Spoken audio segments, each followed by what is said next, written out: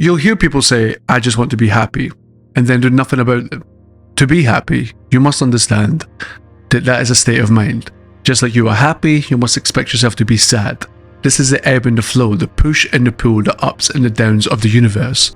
So instead of me saying, I want to be happy, I've done something about it. I've customized my life through trial and error, and I've landed on tasks that I do daily. I'm not a robot. Everyone needs to work on something for something.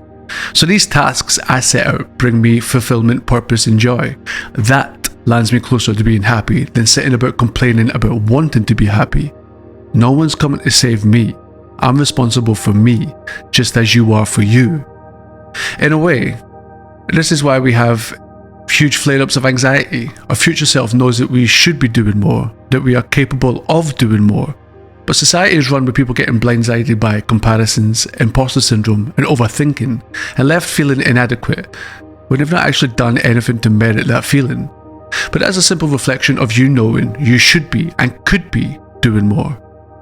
So before we begin, I don't know who needs to hear this, but perfectionism doesn't exist.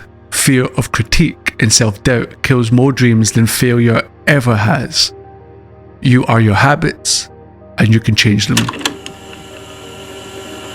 Anxiety casts a broad shadow over your life, manifesting as a persistent hum of worry that can escalate into an overwhelming fear and apprehension.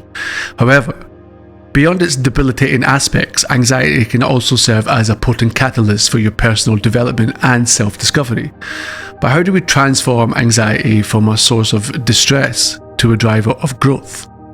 Well, you're not going to die from anxiety, and every problem has a solution. So let's jump in. When you feel anxious, you're often more alert and aware of potential problems, which can spur you to find innovative solutions.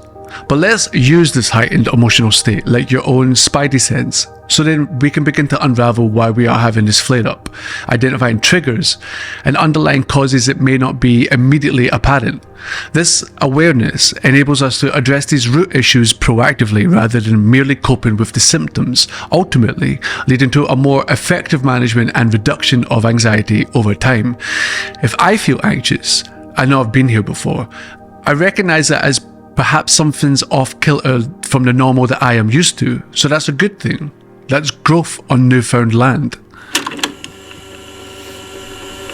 Your anxiety often signals areas where your life may be out of alignment with your needs, such as overcommitment or unresolved conflicts.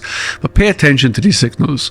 Using mindfulness techniques to stay present and responsive rather than reactive involves cultivating awareness of your thoughts, your feelings and bodily sensations without immediately acting on them.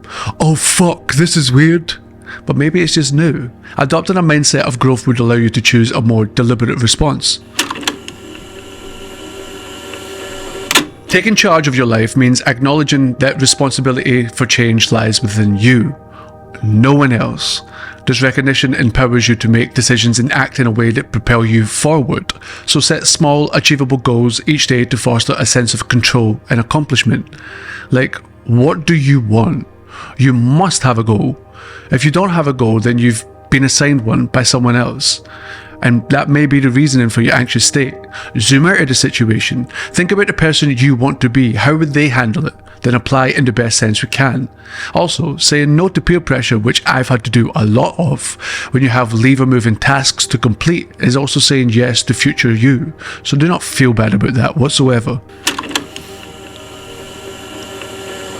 You can't solve a problem with the same mind that created a problem. So instead of focusing on a problem, we have to set a goal in order to solve it. For example, do you need more money? Reverse engineer what you spend the most time and money on. Side note, that is essentially business 101.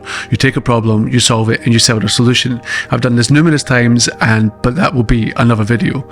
So, by setting clear goals, direct your focus that will motivate you to take action, transforming intention into achievement. Define specific, measurable, and timely goals to guide your efforts into managing anxiety and pursuing personal growth. Let's Go back and review and adjust these goals regularly to ensure they remain relevant and inspiring. Example, I needed to tidy my workspace. Once that target was hit, I moved on to matters of business, of which involves this video. So once that goal is complete on my to-do list, I can move on. Big life goals getting broken down into daily, weekly, monthly, yearly manageable goals will give you a full sense of fulfillment and purpose, and that spurs on motivation and drive, and that is the expensive dopamine. My future self doesn't quite care how I feel. Quite frankly, it doesn't give a fuck. We're all tired, but action is what sets us free. Constant learning helps you adapt to new challenges and grow beyond your current limitations. Whatever mindset you're in right now is because you don't know anything outside of that realm. So dedicate time to reading, engaging in new experiences, or taking courses, speaking with new people. Expand your understanding and your skills. Go for a walk. Go to the gym. This is stuff that works for me. I'm not the newest person to figure that out either, but this continuous investment in yourself enriches your life and keeps you flexible and adaptable. Again, action is key here. People sit and wait for motivation, whereas taking action and putting effort into something paves the way for purpose and motivation to flood in. I said this in my last 2 videos because it truly helps. Social media can be the heaven or the hell you want it to be. And what I mean by that is you cannot sit and mindlessly scroll thinking about starting tomorrow, as you said tomorrow, yesterday. Engage in your curiosity online. There's 7.3 billion people on Earth. You cannot and are not the only person that wishes to pursue such a unique passion to you. There's other people out there. Do you like underwater basket weaving?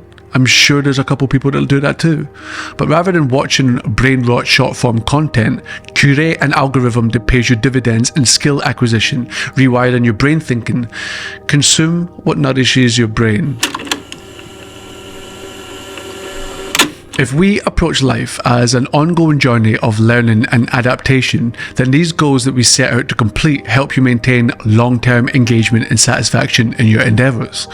Whether it's in your career, your personal health, or your relationships, view each experience as an opportunity to learn and evolve. This is the rest of your life we're talking about. Finite learning is your 9 to 5. You get a goal, you get a task, you complete it, and that's it done. Infinite learning is your goals, dreams, and aspirations. This is a lifelong journey. There's not a quick dash. So by understanding and harnessing the energy of anxiety, you can unlock pathways to self-awareness, resilience, and authenticity. You being you. Be patient when you are becoming someone new, because you are becoming someone new. You've never been that person before. So this is a guide that provides more practical strategies to turn anxiety into an asset, ensuring it enhances rather than overwhelms your life. This is not about breathing techniques. I'm sure there's plenty of them for that. We all have anxiety because we're human. You've been here before. You're not going to die. Recognize the triggers. Don't fall into old habits. It's not weird, it's just new, and it's supposed to be. Be patient with becoming someone you've never been before.